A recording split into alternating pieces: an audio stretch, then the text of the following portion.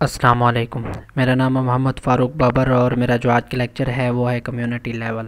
آج ہم دیکھیں گے کہ کمیونٹی کیسے بنتی ہے، اس کی کچھ ٹائپس پڑھیں گے اور بایوسفیئر لیول کو بھی ہم ڈسکس کریں گے۔ تو سب سے پہلے کمیونٹی کس طرح بنتی ہے؟ تو کمیونٹی اس وقت بنتی ہے جب ڈیفرنٹ پاپولیشنز آپس میں اسمبل ہو جائیں، اکٹھے ہو جائیں، یعنی کہ ڈیفرنٹ پاپولیشنز کا گروپ کمیونٹی کہلاتا ہے، اور یہ ڈیفرنٹ پاپولیشنز ایک دوسرے کے ساتھ انٹریکٹ کرتے ہیں، یعنی کہ سیم انوائرنمنٹ میں، ایک ہی ماحول میں یہ ایک دوسرے کے ساتھ انٹر ریلیٹڈ ہوتے ہیں، ان کا آپس میں رابطہ ہوتا ہے، ان کا آپس میں تعلق ہوتا ہے، تو ان کو ہم کمیونٹی کہتے ہیں۔ اب اس کی ہمارے پاس ایگزامپل ہے فارسٹ کمیونٹی کی، ایک ایگزامپل ہے، بیسٹ ایگزامپل ہے۔ تو فارسٹ میں آپ دیکھ سکتے ہیں کہ ڈیفرنٹ ٹائپس آف پاپولیشنز ہیں، وہ ایک ہی انوائرنمنٹ میں رہ رہے ہیں اور ایک دوسرے کے ساتھ ان کا تعلق ہے، رابطہ بھی ہے، تو اس کو ہم کمیونٹی کہہ سکتے ہیں۔ اس کے بعد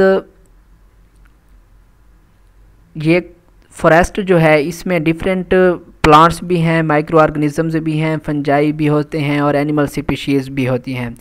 تو اس کے بعد ہمارے پاس یہ ہے کہ communities are collections of organisms. Communities جو ہے وہ آرگنزمز کا کلیکشنز ہوتی ہیں، ان میں آرگنزمز کا مجموعہ ہوتا ہے، کئی قسم کے آرگنزمز پائے جاتے ہیں۔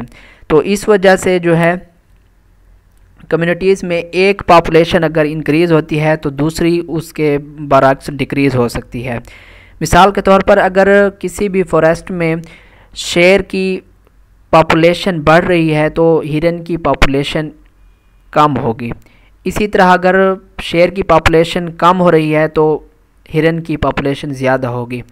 اس لیے جو ہے کمیونٹیز میں ایک پاپولیشن انکریز کر سکتی ہے اور دوسری ڈکریز کر سکتی ہے۔ اس کے بعد ٹائپس آف کمیونٹیز ہیں۔ کمیونٹیز کی ٹائپس دو ٹائپس ہیں، کمپلیکس کمیونٹی اور سمپل کمیونٹی۔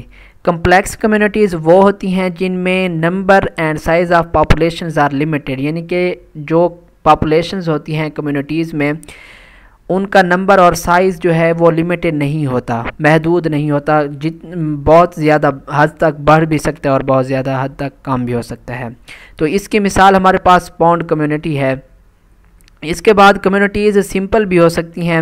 سمپل کمیونٹیز وہ ہوتی ہیں جن میں نمبر اور سائز آف پاپولیشنز لمیٹڈ ہوتی ہیں، یعنی کہ چند نمبرز تک محدود ہوتی ہیں ان کی تعداد اور سائز۔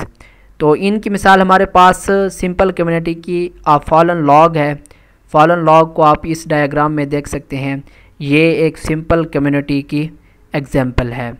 تو اس کے بعد ہمارے پاس یہ جو سمپل کمیونٹی ہوتی ہے اس میں تھوڑا سا بھی اگر چینج آئے، کوئی تبدیلی ہے، بائیوٹک میں ہے یا اے بائیوٹک فیکٹر میں ہے، تو وہ بہت نقصان دہ بھی ہو سکتا ہے اور اس کا اثر بہت دیر تک بھی رہ سکتا ہے۔ تو اس کے بعد ہمارے پاس بایوسفیئر لیول ہے۔ بایوسفیئر کو ہم ڈیفائن کر سکتے ہیں کہ یہ زمین کا وہ ٹکڑا ہے، وہ پارٹ ہے، وہ حصہ ہے، وہ ایریا ہے جہاں پر لیونگ آرگنزمز رہ رہے ہوں، تو ہم اس حصہ کو بایوسفیئر کہہ سکتے ہیں۔ اس میں all types of ecosystems ہوتے ہیں اور ایکو سسٹمز کے دو مین پارٹس ہوتے ہیں، ایک بایوٹک ہوتا ہے اور ایک اے بایوٹک ہوتا ہے۔